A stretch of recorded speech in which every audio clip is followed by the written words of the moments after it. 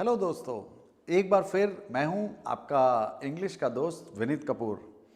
आपके सामने आज फिर हम एक कुछ खास चीज़ लेकर आए हैं हमेशा की तरह। दोस्तों, अगर आपको याद हो, हमने अपने एक वीडियो में आपसे कहा था कि हम आपको ढेरों ऐसे सेंटेंसेस देने वाले हैं जिनका सीधा संबंध आपकी ज़िंदगी से है, यानी कि वो सेंटेंसेस जो आप रोज़मर्रा की ज़िंदगी में काम में लाते हैं। जैसे हमने आपको बताया था कि अगर आपने कहना हो कि कंघी कर लो तो आप कैसे कहेंगे, और फिर हमने ये भी बताया था कि आपने ये कहना है तो कैसे बोलेंगे। आप इसको कॉम नहीं बोलेंगे, आप बोलेंगे कूम। क्या बताया था हमने? कूम योर हेयर। तो उसी श्रृंखला में, उसी चेन में आज हम आगे बढ़ेंगे। आज हम आपको कुछ और सेंटेंसेस देंगे जो आपको बोलने पड़ते हैं और आप फंस जाते हैं, अरे इसको कैसे कहेंगे। तो मैं आपको कुछ सेंटेंसेस ऐसे दूंगा जो हिंदी के हैं, आपके काम के हैं, लेकिन जब आप इंग्लिश में बोलने लगते हैं तो आपको परेशानी पेश आती है। तो उसी श्रृंखला में हमारा पहला सेंटेंस है, अगर आपको यह कहना पड़े मैं मजबूर हूं, मैं कुछ नहीं कर सकता, तो आप कैसे कहेंगे?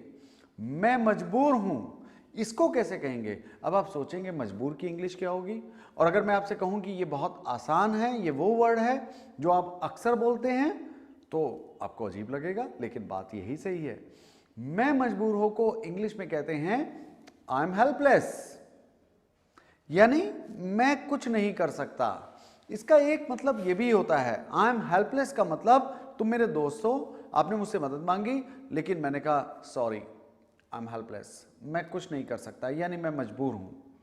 अगर आप मजबूर हैं तो आप बोलेंगे आई एम हेल्पलेस, आप स्टेट बता रहे हैं। लेकिन अगर आपको मजबूर किया गया, जैसे कि आपने अगर कहना हो कि मुझे मजबूर किया गया, तो आप कैसे कहेंगे? तो आप बोलेंगे आई वॉज फोर्स्ड। आप ये भी कह सकते हैं आई वॉज कंपेल्ड। तो उसकी पहली फॉर्म है कंपेल, लेकिन जब हम उसकी सेकंड और थर्ड फॉर्म का इस्तेमाल करते हैं तो हम एल को डबल कर लेंगे, तो स्पेलिंग हो जाएगी COMPELLED, compelled. So I was forced, I was compelled. तो कंपेल्ड यहां पर एडजेक्टिव का काम कर रहा है, वॉज के बाद आया। लेकिन अगर मुझे यह कहना हो कि मैंने यह काम मजबूरी में किया, यानी मैंने ये मजबूरी में किया, मैं करना नहीं चाहता था, तो आप बोलेंगे I did it under compulsion, he did it under compulsion. तो कंपल्शन एक नाउन का काम करेगा, कंपेल्ड एक एडजेक्टिव का काम करेगा। देखो, हमने हेल्प जब पढ़ा तो हम हेल्प को पढ़ते थे हमेशा किसके लिए? सहायता के लिए। He helped me, I will help you. लेकिन यहां आपने हेल्प का एक ऑल टुगेदर एक डिफरेंट फॉर्म, डिफरेंट यूसेज देखा। दोस्तों, इंग्लिश की यही कमाल की बात है, वो सब वर्ड्स जो आपकी वोकैब में हैं, आप उसके अलावा तो लाइए ही, लेकिन उनका अलग इस्तेमाल भी सीखिए। यदि आपने किसी को यह कहना हो अरे आइए आप खुद लीजिए ना खाना खाने के लिए, पार्टी में आप बहुत इस्तेमाल करते हैं, तो आप क्या बोलेंगे? Help yourself. क्या बोलेंगे? Yes, help yourself. Help yourself का मतलब क्या होता है? अरे आप आइए ना, स्वयं से लीजिए, यानी खाना लीजिए। The dinner is ready, help yourself. तो आपने ये नहीं कहना है कि लीजिए, take the plates, take this, take your meal, take your food, बस इतनी सी बात कहनी है, हेल्प योरसेल्फ, और आपका काम हो जाएगा।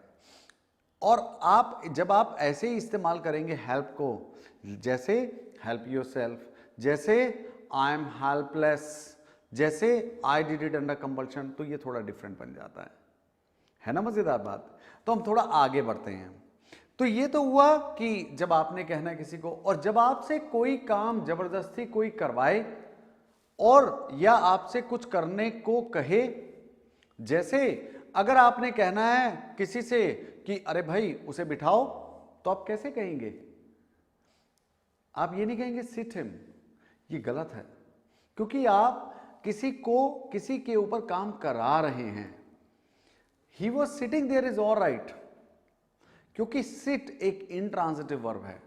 तो जब हम किसी इंट्रांजिटिव वर्ब को ट्रांजिटिव वर्ब की तरह पेश करते हैं या उसका प्रयोग करते हैं, तो हम उससे पहले एक वर्ड लगाते हैं मेक।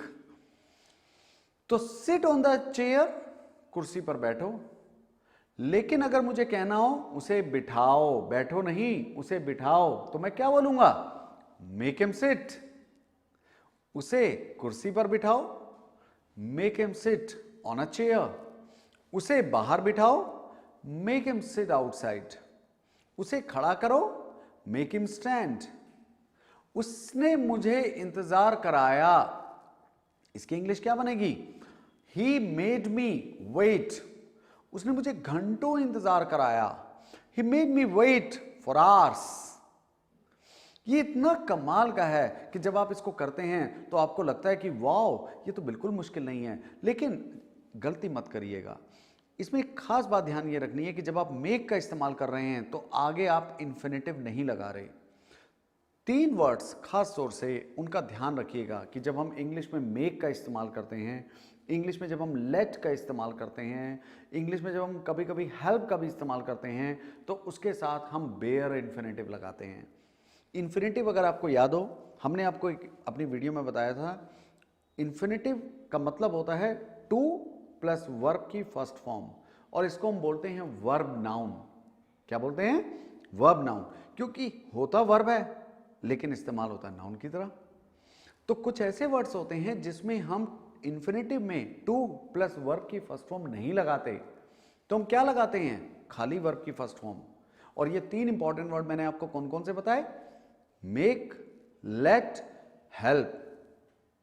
तो जैसे मुझे अगर कहना हो आई मेड हिम वेट, मैंने उसे इंतजार कराया, उसने मुझे इंतजार करने दिया, ही लेट मी वेट, उसने मुझे जाने दिया, ही लेट मी गो।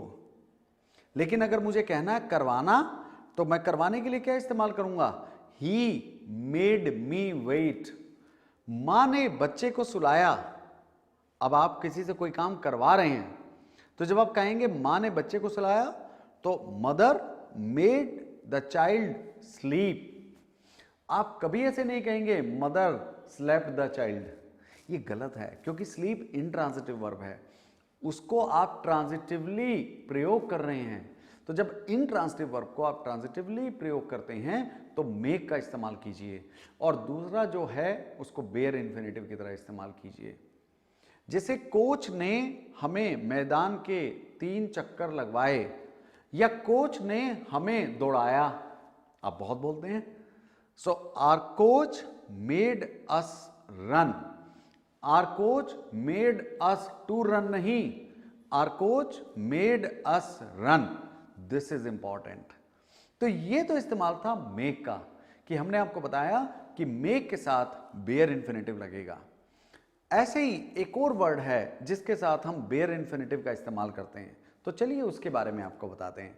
तो हमारा अगला वर्ड है डेयर। क्या वर्ड है? डेयर। तो पहले तो हम आपको डेयर का एक सादा इस्तेमाल बताते हैं कि जहां पर आप कहते हैं, अगर आपने किसी से कहना हो तुम्हारी हिम्मत कैसे हुई, तो आपको कुछ करने की जरूरत नहीं है, आपने बस ये बोलना है हाउ डेयर यू, और थोड़ा स्टाइल के साथ बोलिए how dare you, and then when you bring style and a little bit of content, तो आप इंप्रेसिव लगने लगते हैं। तो अगर आपने कहना है तुम्हारी हिम्मत कैसे हुई, तो आप कैसे बोलेंगे? How dare you. अगर आपने कहना है कि तुम्हारी यहां आने की हिम्मत कैसे हुई, तो आप कैसे बोलेंगे? How dare you come here. आप ये नहीं बोलेंगे how dare you to come here, क्योंकि डेयर का भी इस्तेमाल जब हम ऐसे करते हैं तो हम डेयर के बाद बेयर इन्फिनेटिव लगाते हैं। इसको आप ऐसे भी समझ सकते हैं कि डेयर एक मॉडल है, स्पेशल मॉडल, उसके बाद वर्ब की फर्स्ट फॉर्म आएगी। How dare you come here, तुम्हारी ये बात कहने की हिम्मत कैसे हुई? How dare you say that, how dare you come here. दोबारा ऐसे कहने की जरूरत भी मत करना, you dare not to say that again नहीं, you dare not say that again. यहां दोबारा आने की हिम्मत मत करना, you dare not come here again. तो आप इसको नेगेटिव में भी इस्तेमाल कर सकते हैं और इंटेरोगेटिव में, और खूब रोब झाड़िए बोलकर how dare you, how dare you say that, how dare you come here, how dare you speak like this. तो आपको मजा आया? पहला था मेक, दूसरा था डेयर। अब चलते हैं एक और बड़े कमाल के वर्ड की तरफ। आपने तो बहुत सुना होगा बिहेव, कि हम बिहेव का इस्तेमाल कैसे करते हैं, लेकिन अगर आपने कहना हो तमीज से पेश आओ, तो आप कैसे करेंगे? आप ये नहीं कहेंगे यू बिहेव, आप क्या बोलेंगे? तमीज से पेश आओ, बिहेव योरसेल्फ। दोस्तों बिहेव एक ऐसा वर्ड है जिसके बाद हमें कभी कभी ऑब्जेक्ट चाहिए होता है और कभी कभी नहीं भी चाहिए होता। तो जब मैंने कहना हो तमीज से पेश आओ तो मैं कंडक्ट करने की बात कर रहा हूं।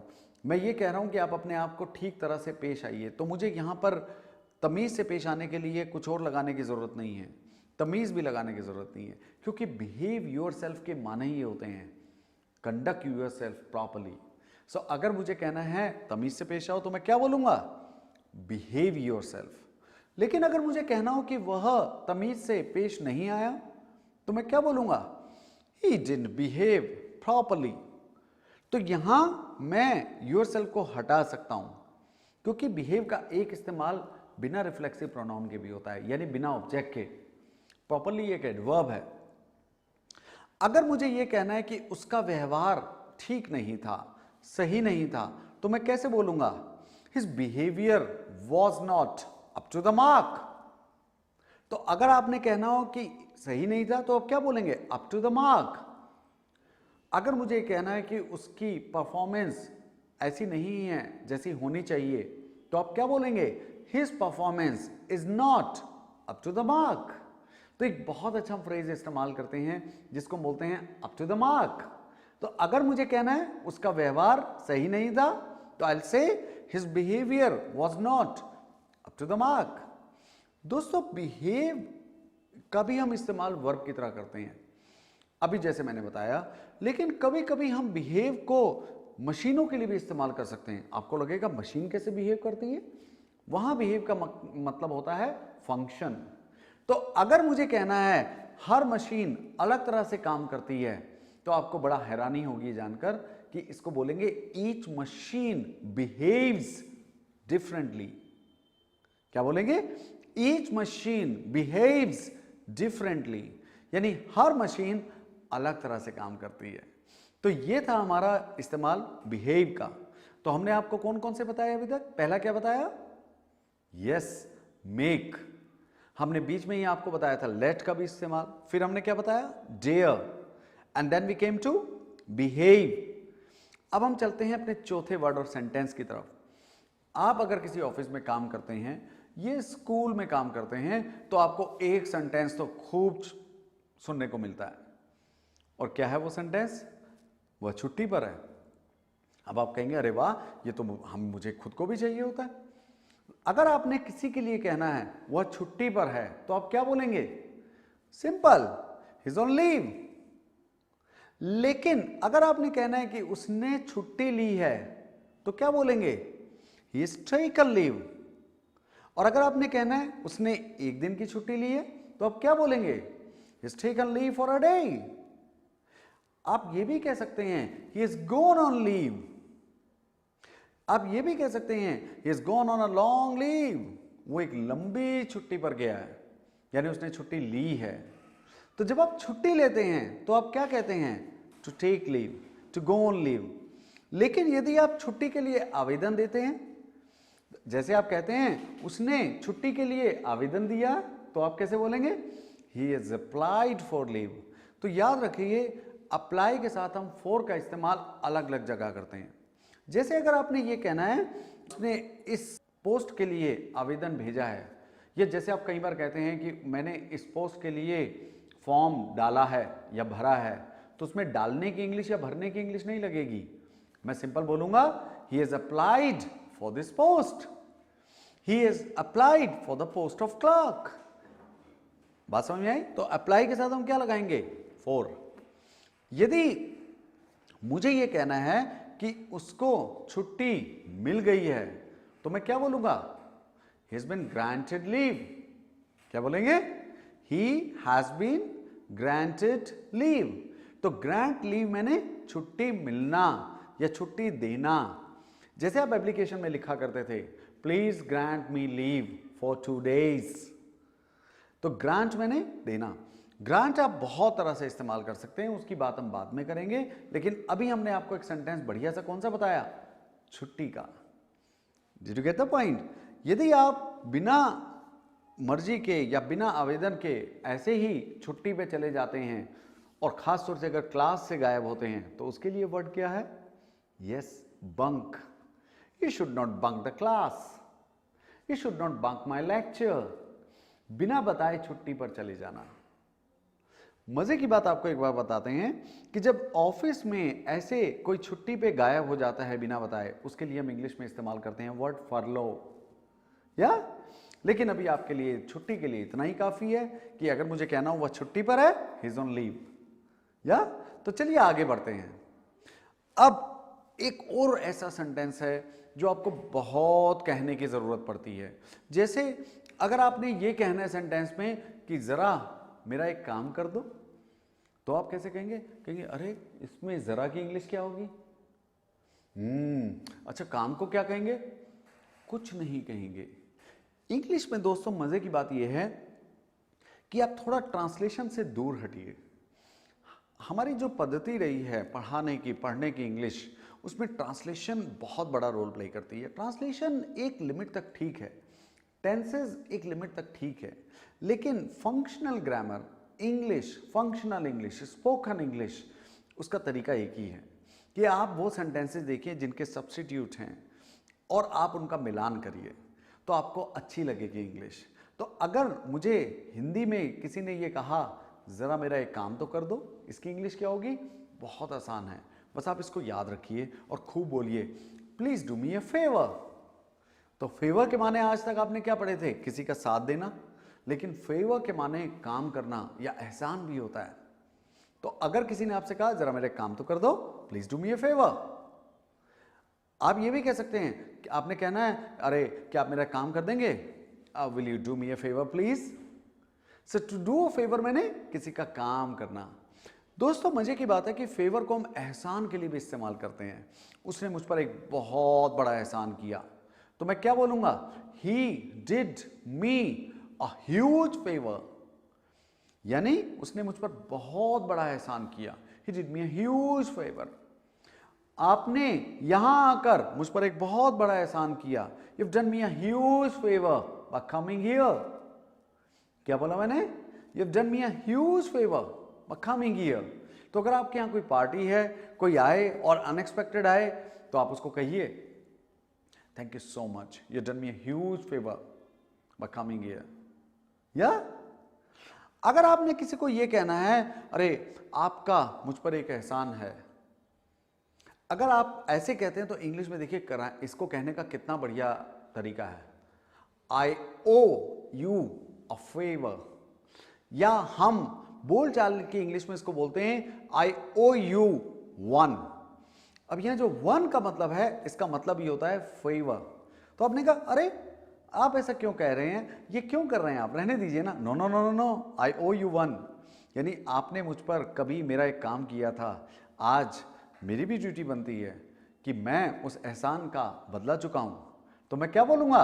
आई ओ यू वन, या I owe you a favour. O W E owe के माने होते हैं किसी का ऋणी होना। तो अगर मैंने आपसे कहना है कि मैं आज जो भी हूं वो अपने माता पिता की वजह से हूं, या मेरी जितनी भी सफलता है वो मेरे माता पिता की वजह से, तो मैं क्या बोलूंगा? I owe all my success to my parents. अगर मुझे यह कहना है कि उसने मेरे 100 रुपए देने हैं, तो मैं क्या बोलूंगा? ही ओज मी 100 रुपीज। कैसे बोलूंगा? ही ओज मी 100 रुपीज। तो याद रखिएगा ओ डब्ल्यू ई और ओन ओ डब्ल्यू एन, ये दोनों अलग अलग वर्ड्स हैं। ओन के माने होते हैं have. He owns a big house, उसका एक बहुत बड़ा घर है, तो हम उसके लिए क्या वर्ड लगाएंगे? ओन। ओन के माने अपना भी होता है। This is your own house, ये आप ही का घर है। तो जब हम ओन का इस्तेमाल करते हैं तो हमें ध्यान रखना है, जब हम ओ का इस्तेमाल करते हैं तो हमें ध्यान रखना है। और ओ का इस्तेमाल मैंने जो अभी बताया आपको वो क्या है? आई ओ यू वन, आपका मुझ पर एक एहसान है, यानी मैं आपका कर्जदार हूं। ये बात समझ में आई? तो आप इन सेंटेंसेस को खूब इस्तेमाल कीजिए और लोगों से कहिए, लोगों के ऊपर आप उनको ये भी कर सकते हैं कि आप एक कोई माहौल बनाइए और इन सेंटेंसेस को कहना शुरू कीजिए। ओके, चलें अगले सेंटेंस की बात। अच्छा दोस्तों, एक बात बताइए, अगर आपको गुस्सा आ रहा है, कोई फालतू की बात कर रहा है, इधर उधर की बातें कर रहा है, तो आपको गुस्सा आ रहा है कि देखो फालतू की बात मत करो, आपको कहना पड़ता है ना, तो आप कैसे बोलेंगे? आप एक सेंटेंस तो आप बहुत बोलते हैं, डोंट टॉक रबिश, बोलते हैं कि नहीं, डोंट टॉक रबिश। तो आपको हम एक और अच्छा सेंटेंस देते हैं, तो आपने बस क्या करना है, रबिश तो सब लोग बोलते हैं, आपने बोलना है don't talk rot, ROT, rot.